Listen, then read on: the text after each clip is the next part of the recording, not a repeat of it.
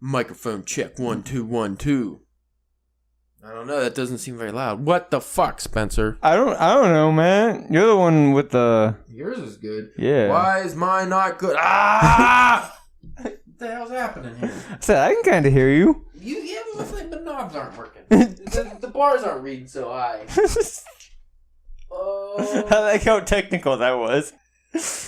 I think you should be on a podcast about how to do podcasts. You just gotta make sure your livers are right and your readings are good. Look. Hey, which is way better than anything I would have got. For not knowing anything about podcasting when we started, I think we've come a long way. Yeah. Like, we got a mixer with knobs. Yeah. A lot of them. So I need to make a confession. Okay. After editing the last 2 podcasts we've done, I think we might be perverts. Yeah, I mean, it seems kind of, like, bad. Like, maybe we're on borderline sexual deviance. We're, like, before you start acting. Like, remember Ted Bundy? At one time, like, he didn't act on his urges, right? Yeah. Like, what happens in your life that just, you get that snap and now all of a sudden you're doing awful, awful things? I feel like we're one snap away from being deviants. We're one snap away from being Clockwork Orange hooligans. I mean, there could be worse things, I guess. But I don't know. It came there. Is there worse things than being like a Ted Bundy? I don't think so. I mean, not Ted Bundy, but it was just... Clockwork Orange guys? Yeah. They're pretty bad. Yeah. When's the last time you watched that movie? It's been a while. When's the last time you read that book? I never got around to reading it. It was fucking trippy. He, what's his name? Anthony Burgess. He created his own language for it, like slang language. Yeah, that's crazy whenever people do that kind of, that stuff. Like, that's a lot of fucking effort. Well, didn't they do that, and didn't do that for Game of Thrones, too? Yeah, George R. R. Martin. I never read the Game of Thrones. Me neither, but, like, they speak it in the show, and it sounds like, not made up, but it doesn't sound like an actual... Yeah, right. It's fucking some kind of language or other. Game of Thrones is coming back. Everybody's excited. They are. I'm gonna start watching every episode from the first season, no, starting right now. No, you're not. No. No, you're not.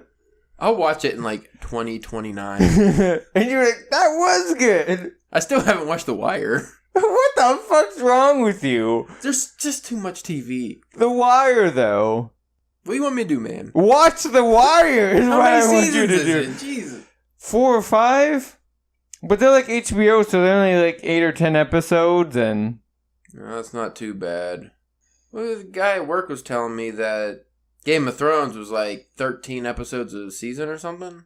No, this last season's only like 8. Wow, that's not bad. But they're like an hour and a half, though. Oh, fuck. That's like 130 hours. Yeah. Ugh, I don't got time for that. I guess I heard something that this one fight scene took like almost a month to film. Was it the mountain, Zombie Mountain? I have no idea. I don't want to give spoilers away because I haven't even seen the show, so... Why are my fucking vocal levels so low? What the hell's happening? What? Whoa, wait a minute. It sounds louder when I speak over here. Maybe my microphone's not lined up.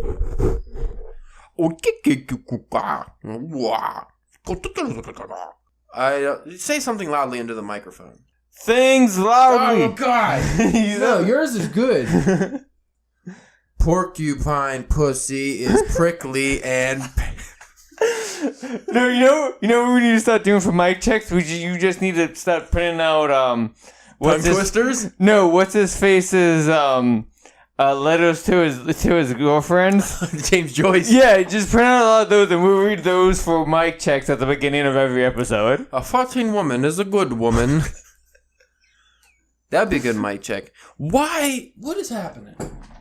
Are you plugged in all the way? Or are you? I don't know.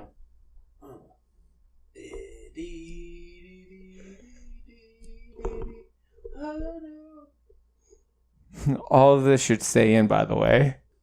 It usually does. What about like the back of the Did you mic? fucking listen to the last 2 episodes? They were terrible. No, just the stuff I left in. I was there for it, so It makes the editing faster. oh, I'd imagine. Jesus, why is yours so loud? It's like you got all the loudness, and hold on, I'm gonna do a playback. So we're gonna. That's the cold open.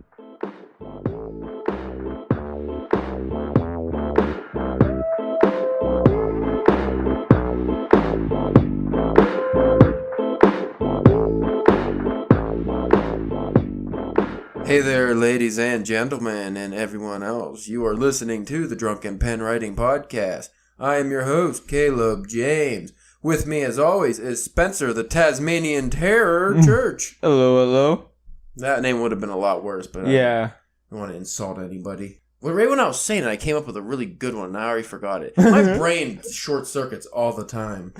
You need to just have like a Google file of just names. Yeah. Yeah, that's a good idea. All right. Today's episode is kind of a surprise to me because I thought it was going to be at the beginning of May, but we are going to do our review of the book of the month. Yeah. I read in like a week. Yeah, we did. That happened a lot quicker. I think that's a sign of a good book, though, that we finished it so fast. Yeah. So, congratulations. The book, by the way, is Hair of the Dog by Matt Holland. This is book one of, I keep fucking this up, the Goliath? I think that's right. Let me look on my I got too many fucking instruments in my hands. I got a Kindle, I got my phone, I got a laptop, I got a dildo. That's the one problem with these. You have to fucking shut it and open it to get it to light up. Yeah, it's stupid. I don't know who invented this. Probably Jeff Bezos. Well, now I got my notes. I can't even look at it. I like candy. How much buttocks can... No. No. Trying to not be perverted this episode. We're trying to review an author's book. We should be professional. Yeah, poor guy. Well, judging by some of the things he had in this book, I think he would kind of like it. He seems like he'd be alright with our breed of humor here. The Goliath... Oh, why? Why did I click it? Why did I hit the button? Hair of the Dog, Part 1. The Goliath, Book 1. So, and this... I thought it was a book of 3, but I think he has another one coming out. Book 4, maybe? I'm invested in the series now, folks. That's all you need to know. Also, before we even start this, how many whiskey shots would you get this book out of 5? 1 out of 5? I would give it, if we could do half, so I'd do like 3.5, 4. See, I gave it a solid 4.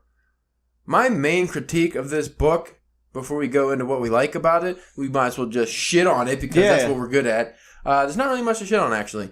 I noticed I won't say an overabundance, but there definitely in certain sections were too many typos for my liking, and not necessarily like any kind of misspellings or anything like that. Just missing words a lot. Yeah, or misplaced words. Well, yeah, every once in a while, maybe a word that you could tell, like he wrote a word and then he decided on another word, but he kept the old word on accident. I think Mr. Holland would have definitely had a very quality book on his hands if he hired an editor to just do it one pass. Yeah, just a quick spelling and grammar pass. But the writing was excellent. Yeah, story was solid. I thought the story was very good. The first 3 chapters or so getting into it, because I don't like magic stories generally, so I didn't think I was going to like it, so I kind of went in with a shitty attitude to begin with, because we ended up just selecting the book out of a hat out of our 5 picks. And not only was I very pleasantly surprised by this book, but I found myself, like I said earlier, wanting to read the rest of them. Yeah. I kind of have to know where the story goes now. But the first 3 chapters, just getting into it, I was a little wary. Because I saw some typos, and I was getting into it, and I was going, where's this going to go with the magic? But then once I got the story structure down, how he does the alternating character views. Yeah. So he tells the story from, every other chapter. Or actually, it was in the chapters. Sometimes he would switch. He would do breaks, and then he would go from one main character's view to another main character's view of what they're going through. It almost reminded me of like that last Grand Theft Auto game where you could switch between the characters and see what's happening in their lives at the time. It was like that, and I thought that was really cool, and he did a very good job of it. Yeah, because at times he is doing the same scene, but you'll get it from one person's perspective. And then something will happen, and then you'll get that same scene from the other character's perspective. And that can be tricky, but yeah, like you said, I think he did a good job of making that work. Especially since he, like you said, he would tell the same part of a story from 2 different characters' views. So, for instance, near the end, they all meet up in like a desert bar. Yeah. Which I'm going to give the synopsis for for people listening in a second here. But they end up in a desert bar. it shows like the main protagonist, what's happening, and then it shows like the second protagonist that he has. He introduces a little after the first one in the book, and it shows his view of the same situation, but the way he writes it, it's as if it's like you were that guy. You don't know what's going on. So like the people in the bar, you already know those characters because he established them in the previous part, but since you're viewing it through the new, protagonist's eyes, it's like you don't know him anymore. Yeah. So, like, you might describe a big guy at the bar or something. Well, when the new guy, the other protagonist comes in, he's going over again. It's like, oh, what the fuck, that's a big guy or something like that. But anyway, let me since we have no plan for how we do these things. Hey, it's the first one. That's no excuse, Spencer. We're professionals. We are? No. Oh, okay, good. I'm going to say, the fact that people listen to our podcast surprises me. It does a little bit. Like, because we actually have, like, a steady stream of listeners that listen to all the episodes, it seems, which I thought was kind of strange because I thought we'd get like smatterings or people just listen to episodes they think sound interesting, but we actually kind of have like a steady, kind of like the website, we have like a steady stream of followers who check out everything we do. Well, I mean, I guess that does make sense since we do have the numbers on our website have been pretty steady, so as long as those people know that we are putting out they're probably checking it out too. That does make sense that there's some of them that will check it out. Well, it's very much appreciated. It definitely is. Anyway, the synopsis or description of this book: magic has cured every disease, wiped out hunger, and made most fuel obsolete, which is pretty cool. The only problem it hasn't solved is fucking ballsack licking taint nuggets. The only problem it hasn't solved is war, but there's no profit in peace, is there? Layla Redford is a mercenary for hire. She's good at it too. Way better value for money than her competitors. Her latest contract: track down and put the boot to a group of kidnappers who've been dragging innocent people off to the desert. And I got a sex trafficking vibe here. I think he kind of mentions that, doesn't he? Yeah. Like that's what the kidnappers do. They like get unsuspecting girls and they pretty much, put them into sex trafficking and things like that. And I think they say slaves, but you'd think what are they doing? Yeah. Well, the creepy guy he introduces, the Ripper at the end. Yeah, come on, that's so creepy. Yeah. A good job and a rare chance to do some good, but Layla's only lead is disgraced military sergeant Dominic Asruan, and she's not the only one on his trail. Dominic is wanted for murder with a $500,000 bounty on his head. Cash like that is drawing all the scum out of the desert. Cannibals, bounty hunters, slavers, a guy who dresses like a snake. Layla has to outsmart, outgun, and outfight them all if she wants to finish her job and free dozens of innocent people. And get paid, obviously. Yeah, need to make that money. What I also liked is the guy that Dominic kills, or supposedly kills, is a celebrity. Like a soap opera celebrity. So he was kind of a beloved figure. That's why all these people were really after him. Who makes sense that he might kill, Well, it's not really a spoiler. The guy, I guess, stole his girlfriend? Yeah, or I think his girlfriend, dated him before, then went to Dominic, and then went back, I think. Well, just to give, a little character introduction, Layla Redford, she's, the badass of the whole story. She's, a comic book loving, booze loving, so this is right up our alley too. Yeah. I felt like this story actually did fit perfect with DPW because just a lot of bourbon, comics, and music. That's her thing. She drawing, snacks. So we kind of compared this character to a really badass, imposing version of Jazz from Artemis. Yeah. Yeah, we both independently had that thought. Andy Weir's Artemis. Whereas the girl in Artemis, she's really smart, but she's kind of petite and small, and she's not physically imposing. Well, Layla Redford is really, she's intelligent, but she's really big. Yeah, she's 6 foot. Yeah, she's tall. Fucks everybody up, walks around with a sword. So she's definitely a badass. A little, what you call it, the pea cannon that shoots darts and stuff. Yeah, she has a pea cannon. She invented, right? That's what it said. Something like that, She created it because she was in a biker gang. Yeah, but Layla I found was a very enjoyable character because she was very sarcastic. She even has a quip book where she writes out, or whenever she comes up with a quip, because she spends a lot of time in the desert by herself. Yeah, because it's her and Nate, who is like a grizzled ass old military guy, kind of like Cable, you said. Yeah, I got very Cable vibes off Yeah, of him. because he got tortured in war, and he like, lost an eye and half his body or something, so he's like half bionic. Yeah, like his, I think his left arm and his left leg are prosthetics, because like the people that are going up against, if they caught you, they would take your hand and they would literally cut it off like an inch at a time. Yeah, they're this whole book was pretty brutal. Like, the torture scenes weren't too detailed, but they definitely were like, ooh. And they melt, before that, they melt your eye. That's why he had an eye patch, is because they melted it with a blowtorch. Yeah. I really like the dynamic between Nate, the grizzled old war vet, and Layla, who's just like a young mercenary for hire. And she's real snarky, and he doesn't like her anyway because there's all these, there's, I think, 3 main different cities. And I forget, like, he's from Izmir or something like that. And whatever they're from, like he's from like the more, I'm trying to think, like a Soviet Russia type of city or something. It seems like that way, yeah. And she was from more of like a Western free society type city, but she's like has an accent he hates. He doesn't like that she always makes fun of him for being old and all her he just doesn't like anything about her. But you can tell though by like the end of the story that they both kind of care for each other. Yeah, like They hate each other. She will make fun of him.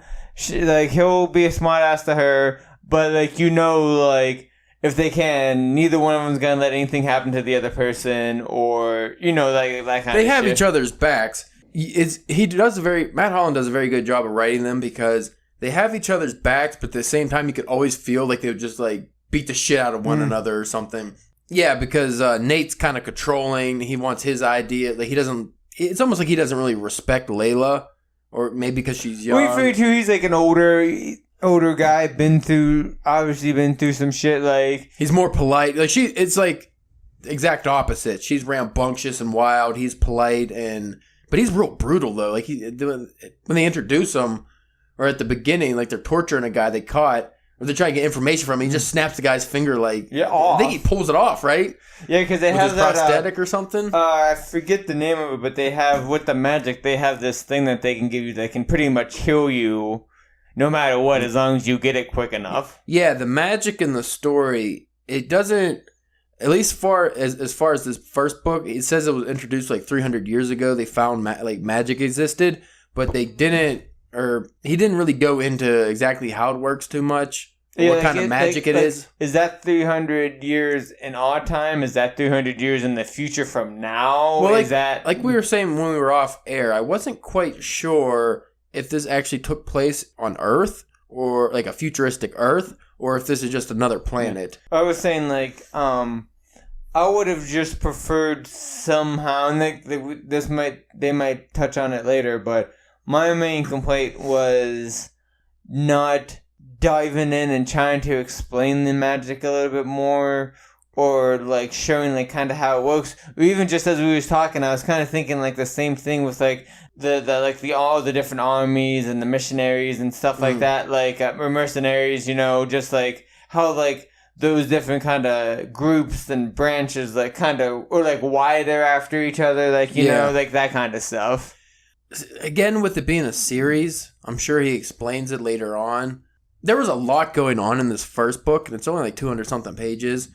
So, I mean, obviously, there's only so much you can fit. I think he did an excellent job of going over the characters' backstories, because he introduced a lot of characters. Oh, yeah, like the characters themselves, it's more of just like coming to the world building kind of aspect of it is what I was talking about. Well, like at the beginning, you get Layla Redford and Nate, like they're on post in the desert because, like we said, the trafficking they're trying to stop. Because like you don't know, I don't think. Well, maybe did he explain at the very beginning that they're under like a contract to do this? I think he did.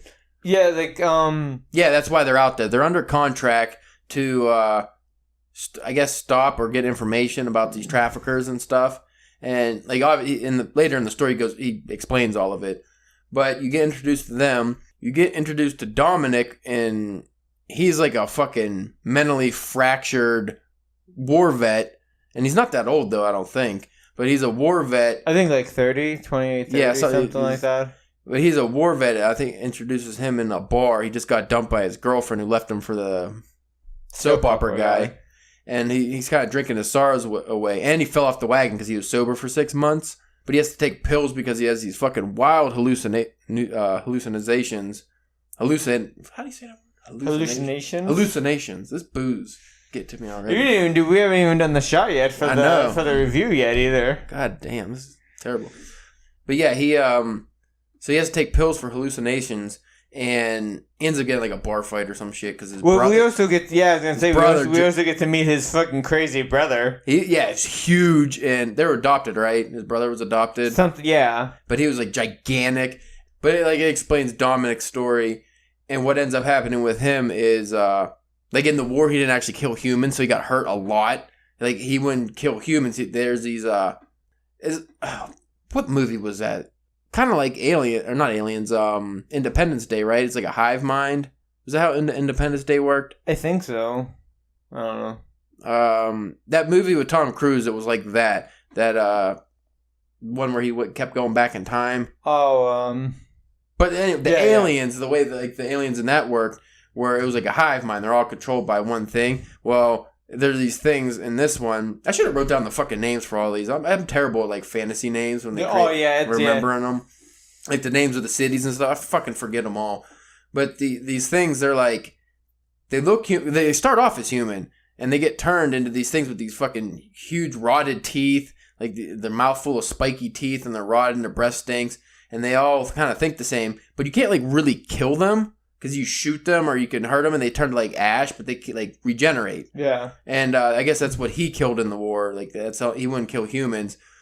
But he got fucked up a lot. Shot a whole bunch of times. Got his skull caved in with a shovel or an axe or something. He got fucking chewed on by one of those monster things. Yeah.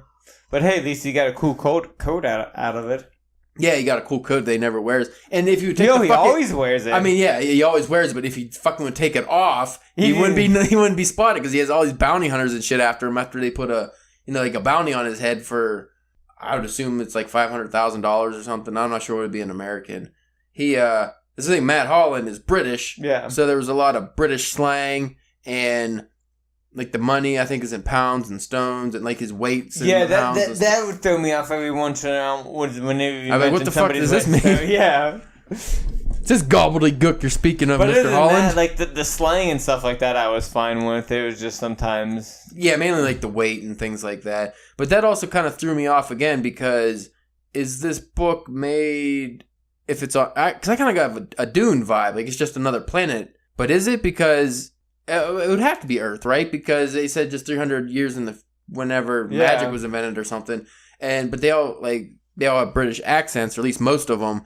But again, that's Matt Holland's British, so that makes sense. And I never really thought about the linguistics of an alien race.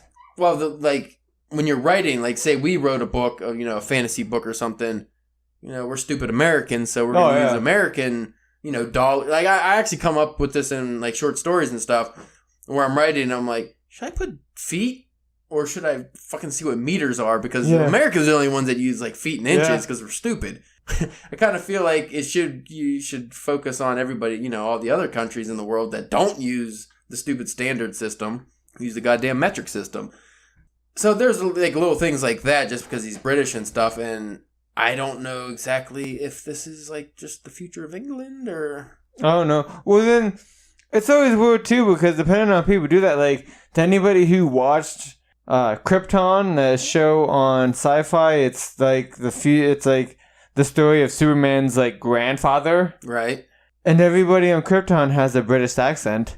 That doesn't seem right. It threw me. It really threw me when I first started watching it, and I kind of get it because they have different societies. They have a real upper class society, and then all the peasants underneath that just lives in holes in the walls and stuff like that. So that kind of makes sense, but it still just was why would Krypton because then Superman should have a British accent. Well, I mean, he would. Well, no, because he was a baby when he came. But still, I don't know. He would actually have a Kansas accent. Well, who knows how Kryptonians, You're being foolish, Spencer. He would have a Kansas accent. Don't be a goddamn fool. Would he just draw out his R's what are y'all doing over there? Let me say guys? something about butt sex. No. Okay. Here's what I really enjoy, butt sex. Here's what I really enjoy in my fiction, especially like sci-fi and stuff, like The Expanse. They created their own accents. Yeah. Their characters that live in space, like on the what fucking belt is it? The Ring.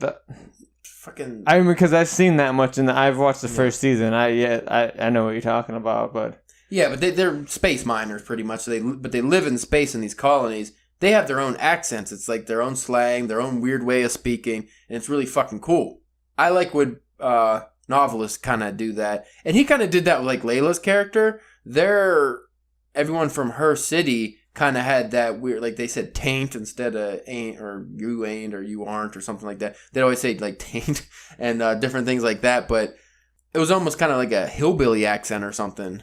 But like, so he did do that, but at the same time, he did seem to have a lot of British words in there. Like I saw a lot of mates and blokes. Yeah. And a lot of bloody hells and what the fuck? There's one word he kept saying that was killing me. Something about balls or something, I think. Or maybe that was Hemingway I was reading. It was talking about balls. Yeah, it was. I was reading a Hemingway short story yesterday. He kept talking about bloody balls. And I don't know if he was talking about bloody balls or he's in Italy. The character was in Italy, so maybe that's like a saying over there. Something about bloody balls. Maybe that's like bloody hell to them. I don't know. Seems peculiar to me. Anyway, we meet Dominic Asruan. I think is his name. We meet him in a bar, and then you go over his backstory. He meets his brother, and he drinks peppermint and rum. Peppermint cordials and rum. And I actually kind of wanted one after reading them, because he kept drinking them. It sounded delightful. But there was a good excerpt from that I enjoyed. Because you said, if you want to go into this right now, one of your problems you mentioned earlier, like off air, was you felt like he didn't necessarily go into a lot of details with things. A little bit, yeah. But that could also just be the kind of writing that I'm used to reading. Right. I felt like certain things were certain metaphors were ham-fisted. Because there's a lot of humor in here. Some of it fell short. Well, I think some of it was also meant to fall short. Well, dialogue-wise. Yeah. But I'm talking about, like, just in the actual exposition.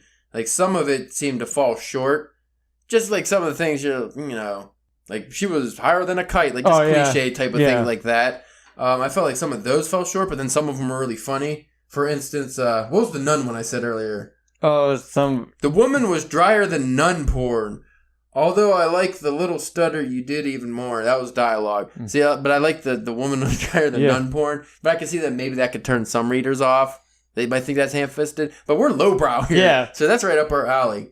I love it. We want that brow so low that it's almost a mustache. Right. Well, here's like when he was in the bar drinking. I really like this excerpt.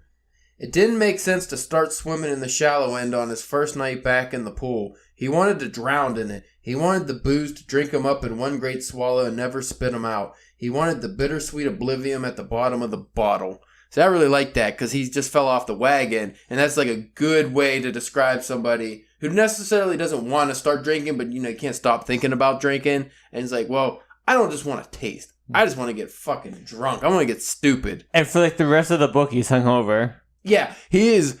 That's why the title, Hair of the Dog. Yeah. I was wondering why it was called Hair of the Dog. And then you finally hear somebody say it back. Yeah, it's because he's fucking so hungover that his fucking mouth is dry, his body's all fucked up, he's caked in piss in the desert, and he's like, I gotta go to a bar, get a drink, get that, little hair of the dog to fix his hangover. I fucking love that. Yeah, so we went from, like, it starts off, like, Layla Redford and them in the desert, and then, we get Dominic's backstory.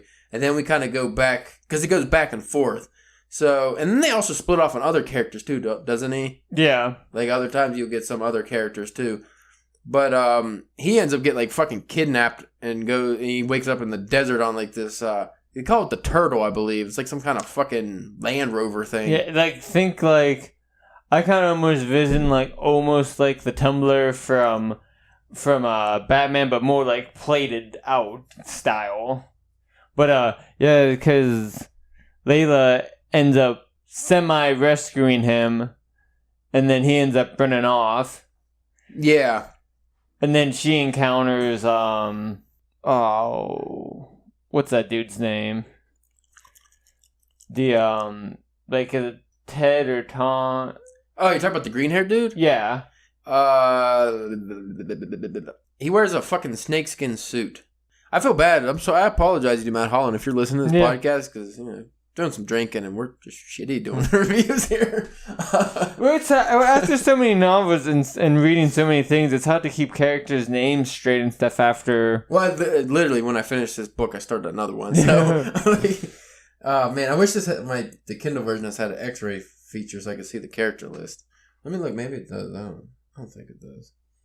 But so, anyways, after whenever Layla rescues him, Dominic, one of those creatures that Caleb was describing earlier that send off like these sand dust creatures. Layla has to fight him, and then she ends up killing the main one, which stops him, and then. Yeah, but even that one regenerates after it's just like a day or something it takes for it, and then when it regenerates, they all do. But she kind of rescued Dominic, but she didn't even know Dominic was there. No. He just kind of ran off into the fucking desert, Yeah. which that was a little weird because he just ran off in the desert, and then it goes later on, the next day or days later. It doesn't really explain when they find the other guys find him. So that was a little strange. There was a few things like that where he kind of left things off. Like at the end of the bar scene where the big guy goes in after Nate in the bathroom to try to interrogate him. He comes out all like... They never explained... Yeah, they never jumped to what did Nate do to the guy in the bathroom. Yeah, it made him all jumpy and fucking Because I kind of assumed he got gay with him or something. Yeah, because Nate seemed to have he came back, he's like, I'm alright.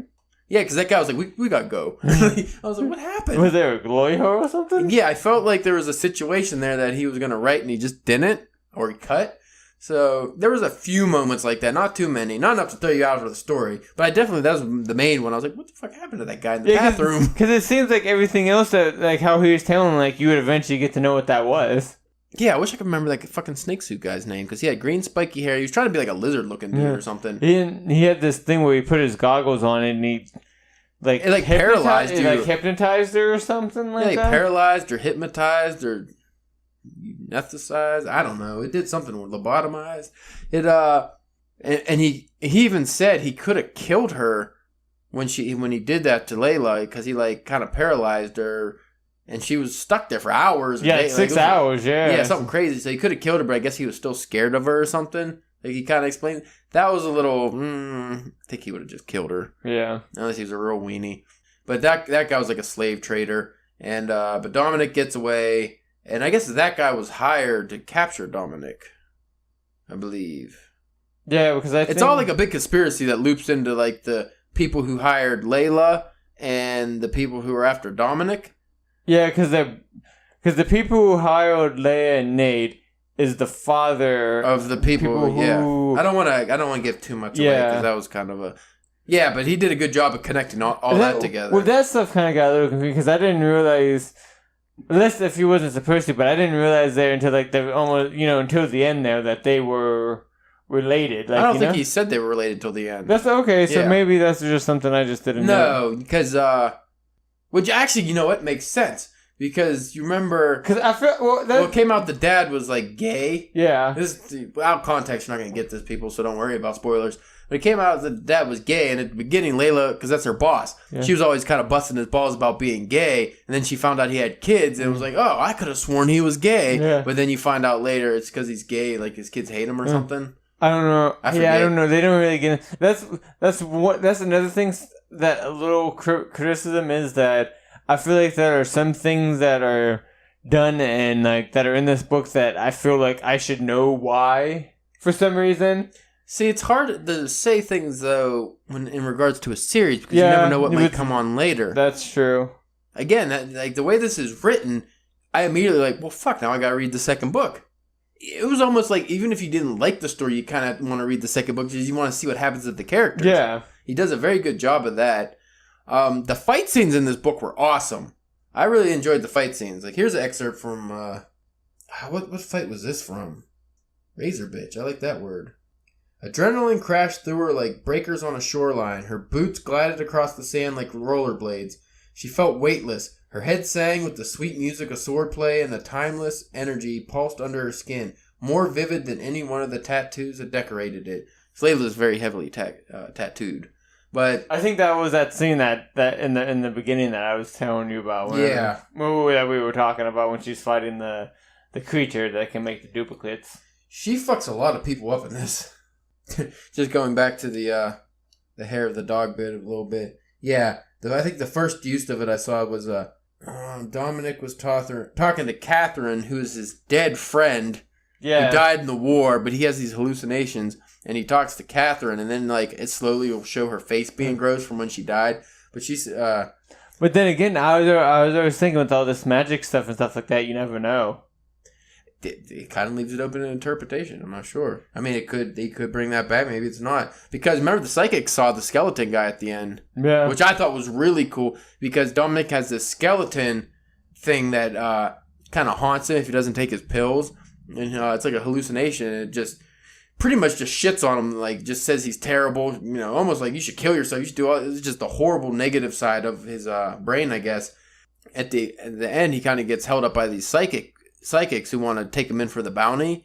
And one of the ways he ends up getting kind of turns the tables on him is they start seeing that skeleton thing because they can read his mind. They're like, who the fuck is talking? Well, see, but couldn't because then Linda wasn't she able to like get a shot off to try to help save him there at the end? Layla? Yeah, Layla. Because I thought I might misremember, but then I also thought I remember her saying that she saw some kind of weird creature when she was like aiming up to try to. But like I said, I might have Yeah. Well, this is what was kind of bugging me out. Because at the end, remember when Layla walks into the bar, the psychics can read everybody's mind because they're looking for a job. They could read Nate's mind. They couldn't read her mind, and that's one of the reasons why the female psychic hated her so much. And then during that fight, it said Layla saw like a scraggly looking dude with like fucking long hair or something. Yeah. She saw his back, and she's like, "Who the fuck's that guy?" So she kind of saw the skeleton too. So I was wondering, is she maybe psychic, doesn't know it? Or maybe she has something towards magic or something. Yeah, so that made me think, well, maybe there's more to her character than we already know. So that was really cool. More that meets the eye. Transformer. Just another good line about the hair of the dog. Best hangover cure. Little bit of the hair of the dog that bit you. I like that. He does a lot of little sayings in here I really enjoyed. I wish I would have highlighted more, but sometimes I was drunk while reading this. Which is appropriate. Yeah. I was very happy because the one book we almost picked just because it was about, like, had a lot of drinking involved. But this has more drinking, I feel. Yeah. Which I didn't know. Because both main characters drink. Yeah. Yeah. Layla is a bourbon girl, which is why our shots for this book are going to be in bourbon. And Dominic, he drinks the cordials, the peppermint and rum cordials. And then, who else? Nate doesn't drink. He's a teetotaler. I like that. He was disgusted. And there's a great scene when they're in the bar where he's disgusted by Layla eating and drinking. Like, everything she's doing, he's just like, ugh, like he's almost gagging. He just hates it. And then she's throwing down wine on top of the bourbon. Yeah, she drinks like a bottle of wine. I thought she was going to get roofied. Did you think that? Because there's that creepy dude. Yeah, well, that's what he wanted to do, I think. Yeah. Well, he introduced that awesome character, the Ripper, who's like this 50-something-year-old, slick back hair, still kind of handsome, but like clearly he's older. I think he's like the head of the smuggling. Yeah, he gets the girls because he's like a seducer, and he'll get these young girls, and he slips them pretty much what would be a roofie, whatever his version of a roofie. I think he calls it a ripper or something. Yeah, or they've been ripped or something. Yeah. I think, but he slips them that, and then next thing they know, they're in, they're slaves. They get sold off to sex trafficking or whatever. But he does that to, well, I thought he was going to do that to Layla because he's at her table already and her drink is sitting there. Yeah. And then, like, she fucking threatens him and all this shit and he goes away for a little bit. And it talks about how her whiskey has been watered down because of the ice in it. And he's like, oh, it's watered. So she, like, just throws it back. And then she ends up, like, going back to the bar and some other shit ensues. But I was like, oh, she definitely just got roofied, right? Yeah. But she didn't. I was almost disappointed. He's like, how are they going to play that off? But he didn't. Well, then she almost technically kind of roofied the guy. Dominic, she slips him but it wasn't a roofie, it was a tracker. But it could have been a roofie. It was, because he was like, this doesn't taste normal. Yeah. But he still drank it. Well, I mean, you've been there. They just, how many times have you took a swig of something and was just like, yeah, that don't taste right. I don't know, and just throw back some more. Dude, I've eaten some fish. I was like, that don't taste right. And I just kept eating it. No, Matt Holland did an excellent job, too, by the end of this book, of just Dominic being so fucked up. Yeah. Mentally, physically, like everything about this guy. He's all jumpy. He's at the bar. He's fucking twitching and he's just all fucking gross. And he stinks. Like, I loved it. Oh, and then just like other like characters just come out of the blue, like the reporter guy. Yeah, the reporter guy. Well, he does a great job at introducing characters and making you like the characters or hate the characters, depending on the moment. But each character, you immediately, like, he describes them in such a way, you immediately, like, they're a part of the story. Even the guys that like the guys that run into Dominic in the desert, the military guys who, I think the one's name was Vince. Yeah, Vince. And Charlie. Yeah. Vince, who wants to turn Dominic over for the reward so he can get it, because in this world, it's like a forced military. Everybody has to do a military service. Your kids have to. You're forced to have kids, or you get fined if you don't. That's what the psychic's problem was. She didn't have kids, and she was like 32 or something. And every year after I think 30, it's like whatever number he made fine. So Vince, he wanted to turn Dominic in, so you should obviously hate him, right? Because he should be a bad guy. He wants to turn in the character you like. But he just wants to get his kid out of military service because his kid's going to be on the front line. And because that's how it goes. So he wants to, because you could pay your, like, it's a really high number. It's like 2 million, whatever their currency is. Yeah, it's like something crazy. But you can pay your kid off. So he saved up, he's worked really hard to get money, sell drugs, which I thought was weird. Is weed is like the most nefarious drug here. Like you get hanged if you do, sell weed or something in this world. But I think like heroin was fine or something. That makes sense. Other drugs were fine, but not weed. So much sense. So I don't know if he, Matt Holland was trying to say something. Yeah, I think he kind of was, which I like. Anyway, actually, just to break off real quick, I saw a tweet. Somebody was put up a poll. Some girl, some lady, some writer. She was saying that what the fuck was the poll? Oh, would you ever have a female protagonist as your main character? Would you have would you write a female protagonist? And like most people said yes. There's a very few in the poll that said no. But I was just thinking, well, fuck, here we go. We're reading one right now. Yeah. It's like, I didn't know that was a big deal. Matt Holland did an awesome job doing it too. But going back to Vince, the way Matt Holland writes that character, and he's only in it briefly, and he's not very in the story very long. You feel for the guy. You're like, well, fuck, I completely understand why he's doing what he's doing. Well, he's not being a dick about it. And even Dominic's like, Dominic, he feels he doesn't want to hurt anybody. Through the whole book, he doesn't want to hurt anybody. Even when he snaps the lady's leg in half, gross, he feels horrible about it, rightfully so. But like that was his thing. Even in war, he didn't want to kill humans. He'd rather take a bullet than have to kill a human, even an enemy. Charlie, who comes in, he shows up in the desert too. They're like desert patrol. He shows up with Vince, and he's like a big dick, and you obviously hate that guy. So there's a good character contrast between Vince and Charlie, who both technically should be the bad guy in the situation, just from the reader's perspective. But you obviously hate Charlie, and Vince you don't. And I won't give anything away, but this fucking gross guy comes, right? I love this character. What was his name? Did it say his name? I don't think so. Was he in Niamey? Niamey was one of the cities, and they were like they're almost translucently white. Yeah. And I'm going to say, the city was that the race of people. Both? Maybe. They were called the Niamey. I think that was the city, too. Oh, okay. But this guy, he was dressed really funky. He had a crazy like gold sword and had like feet hands. You couldn't hear him come in. He could pick shit up with his feet like it was his hands. The introduction. I wish I would have got a note on this. The introduction of this character is fantastic. Because he just shows up in the fucking desert. You're like, what the hell? And already a bunch of shit just went down between Dominic, Vince, and Charlie. And this fucking character comes in. And he's like grotesque. He's scary. He's like 7 foot tall, super skinny, and he's a cannibal. Yeah. But I won't give anything away, but one of the characters, not one of the 3 that I just mentioned that are involved in the scenario, die, and the guys won't eat it because it's not fresh enough, even though it just died. He wants to eat it alive, or like almost alive. He prefers it alive. Yeah. Or fresher. Fresher. It was fucking wonderful. Which was cool too, because he described like the vultures going overhead waiting for like somebody to die so they can go and eat them. And then this fucking thing comes in. And that's all I could describe it is like, I don't even know if it's a guy. It's a fucking thing. Like, it's creepy. I'd assume that it was some kind of magical... I think he had magic there because there's a lot of people here with magic abilities and different things. And like the psychics are almost an extinct race as far as I gathered. And because there's not many of them, because people, I guess, killed them because, who the fuck wants psychics reading your mind? And then I was wondering, like, how'd they become... Did the magic make people psychic?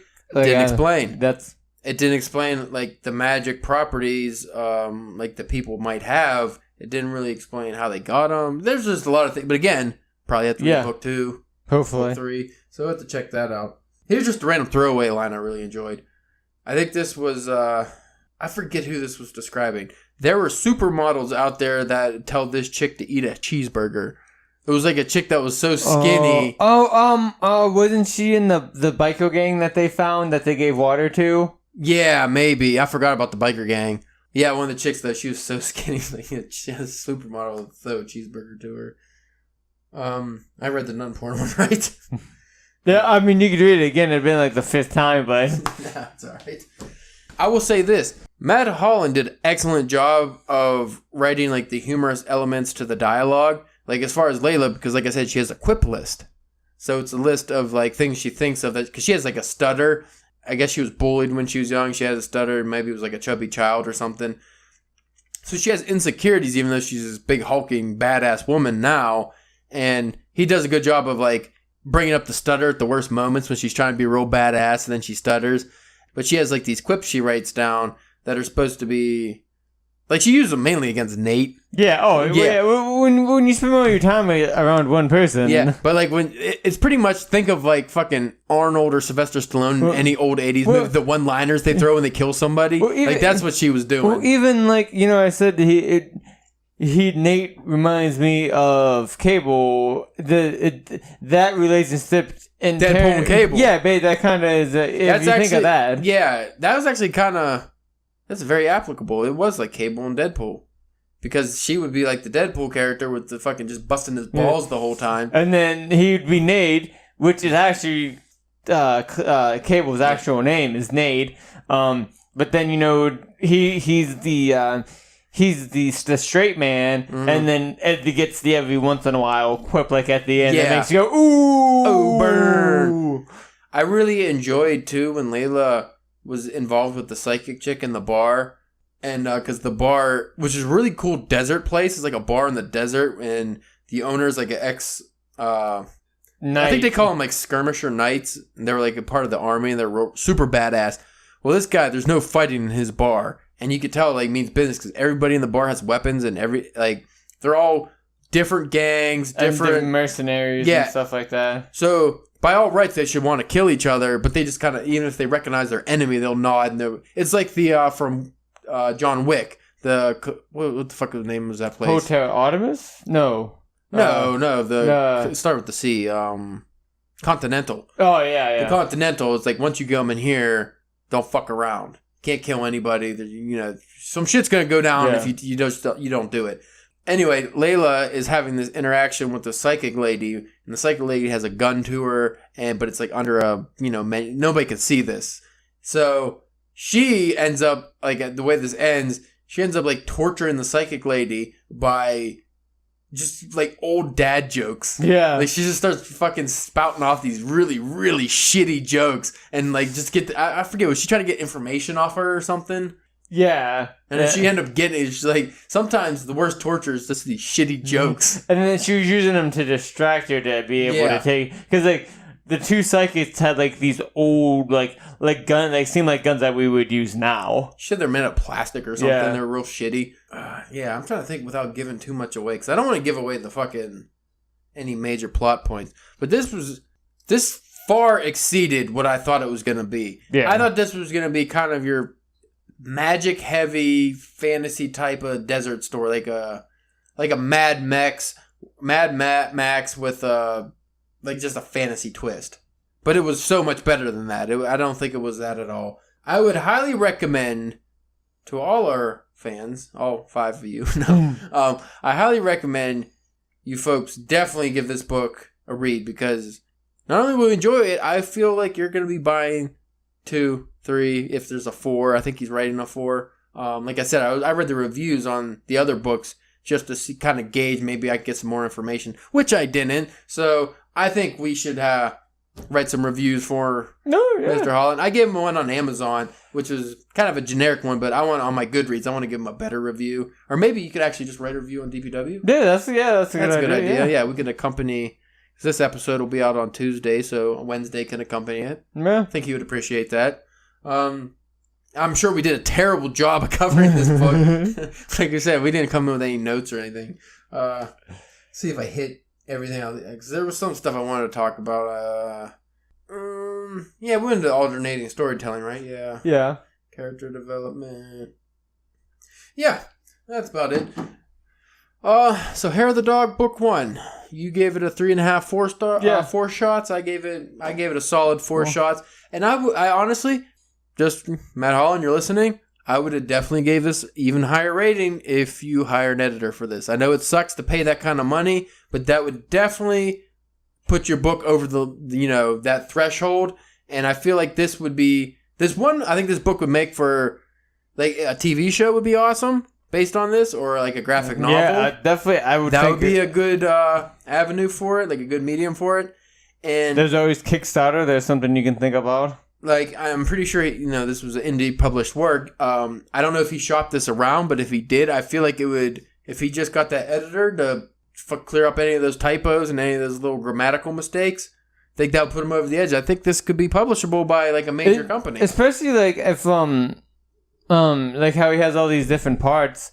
If they're all around like 200 pages, like we were talking about off air before, like he could get them all, edited properly and get them all nice, and then put it all together in one collection. Yeah, people would love that. I would buy a whole collection of it. Oh, fucking right. Like, the main thing I thought separated this from other story or other works of this type of genre was the alternating storytelling and the character development. I felt like those were 2 really strong elements, because I felt for because even like the psychics, who were clearly kind of like shitty evil people, you still felt for them, like you understood their motivations. He did a great job of establishing each character's motivation of why they're doing what they're doing, good or bad.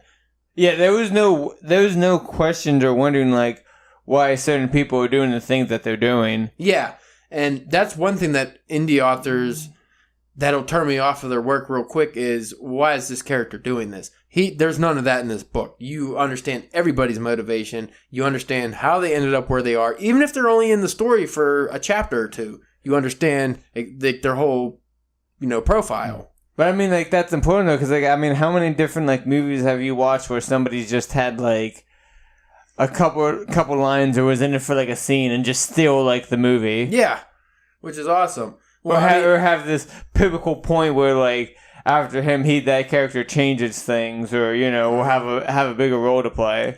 Well, how many times have you seen in like a movie or read in a book where a character or a main character is doing something for no fucking reason? Like, you have an evil character that wants to take over the world, but for what? Yeah, why? Also, before we do the shot, I just want to say, I watched Into the Spider-Verse yesterday, finally. Fucking awesome, dude. Fucking good, right? So good. So good. I have not met a person who's seen that movie and went, eh. That was a phenomenal movie. It was great. I loved it.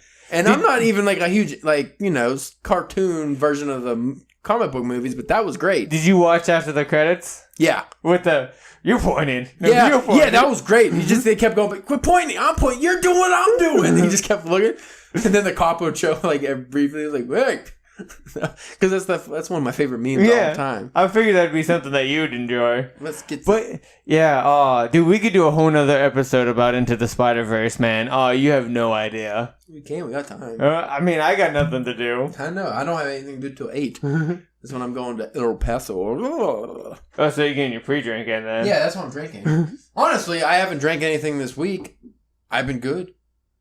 I haven't got any writing done.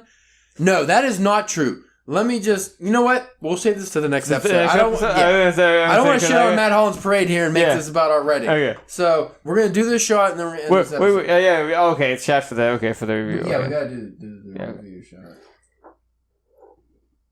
Oh, yeah. Now, honestly, we should probably do 4 shots, but I don't want to die. It's early still. I haven't ate a lot today. Yeah, I don't want to throw up. This is really strong bourbon. Oh, it was a bad idea already.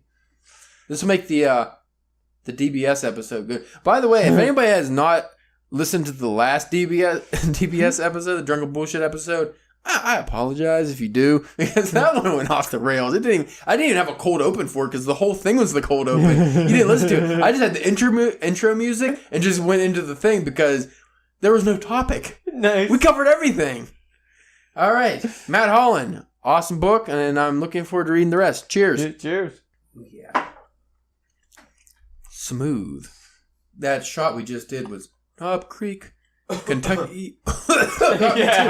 Yeah, right. Oh, at the last second. You thought you was gonna make it, but you didn't. I almost did. It's smooth though. It's just got a little bit of afterburn. Yeah. But Knob Creek, Kentucky Straight Bourbon Whiskey, small batch, 100 proof. This is one of my favorite bourbons. Sponsor of the podcast, Knob Creek. Not yet. Hopefully. Pending. Couple years pending, probably.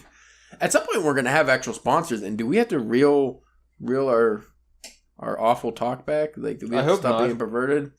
Yeah, I don't know, because we have enough viewers now, like weekly listeners. We could have ads, but I don't know what kind of fucking ads we would have, and I feel like we're not at a high enough level where I would want. Yeah, I don't want to put ads on something that we're not. Like, I feel like when we hit a certain limit of listeners, we can have ads, but until then, I don't want to. I don't know. I don't want people to just tune in and be like, fuck ads, fuck it. Yeah. Because I mean, I don't really do that with podcasts I listen to, I guess, but I definitely skip the ads. I don't know. But anyway, Hair of the Dog, Book 1. Good. 4-star review. Check it out, folks. Read it. We will have a review for it. Official review probably later this week. You can check that out on drunkenpenwriting.com if you want to see what we post on the internet. Check out at Drunk Pen Writing on Twitter. You can check out Drunken Pen Writing on Facebook. I don't have an actual... I just look up Drunken Pen Writing. I don't know what the fucking actual URL for that is. You can check out Instagram, where we don't have a profile at all, but there's a lot of ladies with big butts I like to look at. Or guys with big butts, whatever you're into. Doesn't bother me none. We have a YouTube channel where we only post the podcast you're listening to, so you don't really have to check that out. I think we're averaging 1 view per video, which is my view. We actually started off on a hot note. We were getting like 30, 40 views immediately. But I stopped putting video on it because I just didn't feel like doing the extra work. I just put a still picture. That killed it off right quick. That's just there for anybody that doesn't use the other products. But you can check us out on iTunes. If you want to leave us a review on iTunes, that would be awesome because we'd appreciate it. I am struggling to find people that use iTunes. That used to be the thing. I thought it was still the thing. It is not. iTunes was the shit at one point. Most of our views come from, I think it's like Pod Addict or something, some app. And that's the one I use, yeah. Pod Addict, Castbox, Podbean, obviously, because that's where we're hosted from, our wonderful host at Podbean. And, thank you, Podbean. And a bunch of other random shit. But iTunes makes like Spotify, I think, might be higher than our iTunes listens. Like, nobody, like, Apple, you suck. I got my friend. You have a friend? Well, I did. Well, yeah. Is he real? No. But I got her friend. That one I was telling you before, who had trouble finding our twins? Yeah, the one that had trouble finding our podcast on the app. I was there the other day. I was like, all right, pull your phone out. You're getting it now, bitch. Go to your podcast thing. They typed it in, and it popped up, and she subscribed to it. So hopefully she'll be listening to some episodes here soon, and we'll be able to have some like actual feedback. I'll show you the numbers after we're done with this. They're fucking pretty good. Nice. Like I'm fairly impressed. Also, I did want to give a shout out to Ear Read This podcast because that's a literary podcast that I started listening to, and I just really enjoy it. I talked to the guy Ash who does the podcast, and I just really enjoy the content and the amount of work he puts into. Like, so was it just like go reviewing things and stuff? Well, should we end real quick? We'll end on him. Okay. He goes over like classic literature kind of, but he does it in a funny way. I thought it was going to be kind of dry, and it's not. He goes over, I think one of the most recent ones was like Dickens and some other things. But he's another English bloke. Okay. And he's way smarter than us. Well, it's like everything we would want to be able to say on a podcast, he actually can say because he has vocabulary. He's not mentally challenged like we are. I'm not going to give you much props when you're smarter than me. That's not a great feat to like overcome. Like that's like being the ward's tallest midget. Like I don't. Yeah. What's tallest, smallest person? I'm sorry. I've accepted my limits. Look, I'm learning Spanish and Japanese at the same time. I can't be too dumb, but I definitely am. Like, I feel like I can write some shit, but when it comes to public speaking and things like that, I'm not solid.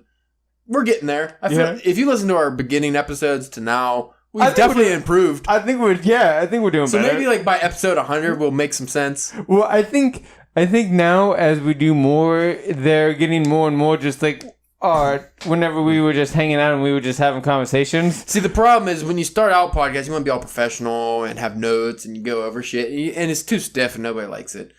Anyway, we're going to do a drunken bullshit episode since we got this bourbon. Yeah, so we'll record that after this, and you can check that out on Friday. You folks have a wonderful evening, afternoon, night, whatever time it is where you're from, because we have a lot of Australian listeners now. I like that. I like that too. We should learn some Australian lingo. Let's stop rambling. See you later, folks. Bye.